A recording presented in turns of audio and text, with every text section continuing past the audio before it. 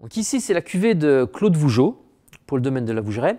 Donc c'est le grand cru le plus imposant par la taille pour le domaine de la Vougeraie. Donc le domaine de la Vougeraie est propriétaire de 9 grands crus et le Claude Vougeot, c'est l'appellation la plus importante puisque c'est une vigne pour nous qui représente 1,5 hectare.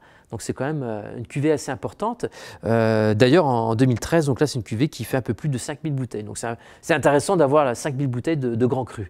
Également, donc c'est une vigne qui est pour moi un terroir qui est intéressant parce que le Clos Vougeot, vous savez, c'est un des grands crus les plus vastes en Bourgogne puisqu'il représente 50 hectares de vignes, mais avec 88 propriétaires différents, à peu près 88 propriétaires différents.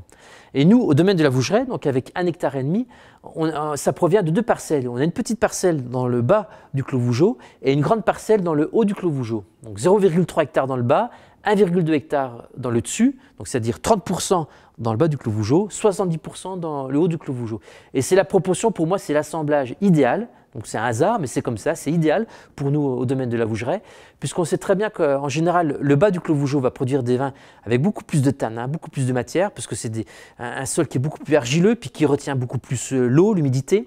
Alors que le dessus du Clos Vougeot, on est sur un terrain qui est plus calcaire, donc avec des sols plus aérés, et qui donneront toujours des vins avec plus de finesse, plus d'élégance.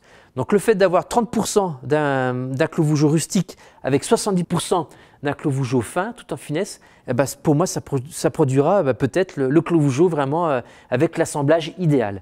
Et en plus, le fait de le vinifier avec une grosse proportion de vendange entière, ça va également lui apporter beaucoup plus de personnalité et beaucoup plus aussi de matière. Donc voici, pour moi, c'est un des meilleurs, je pense, Clos Vougeot de Bourgogne.